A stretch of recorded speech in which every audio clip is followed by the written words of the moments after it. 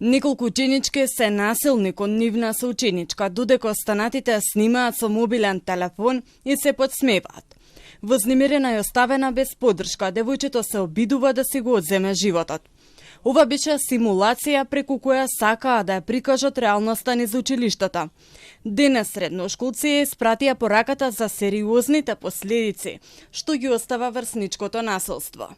По завршување на перформансот, се наредија така што слоговите на нивните мајци ја формираа пораката. Ова ли е крајот кој го сакате? По повод Меѓународниот ден на детето, учениците со порака: насилството не смее да се игнорира. Сум бил сведок многу пати поради тоа што нажалост е многу често нешто што се случува во училиштето. Прво пробувам да видам за што станува збор, па потоа ако можам сам преземам мерки, пробам да ја решам ситуацијата измеѓу децата, но тоа ако не успе се преминувам на повисоко ниво како одење кај психологот. Поентата е луѓе да ги видат, како да речам, ефектите на меѓуврсничкото насилство и пораката општо на настапот е кога ќе видиме некаков вид насилство да се обидеме да го спречиме, да ги преземеме соодветните мерки. Професорите велат дека децата често го преслекуваат однесувањето што го гледаат кај возрастните, па навредите и агресивната комуникација во јавноста оставаат последици и во училиштата. Според нив, потребна е поголема вклученост на родителите, институциите и наставниот кадар, како и дополнителни обуки за справување со случаи на насилство.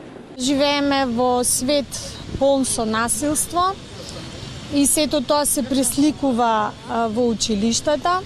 Нашите ученици заслужуваат безбедна училишна средина, а тоа може да го постигнеме само ако заедно родители, наставници и институции изградиме средина на мир, почит и љубов. Неодамна Министерството за образование најави измени на Законот за основно образование, со кои се предвидува родителите да платат 250 евра доколку нивното дете изврши врсничко насилство или одбиваат да соработуваат со институциите.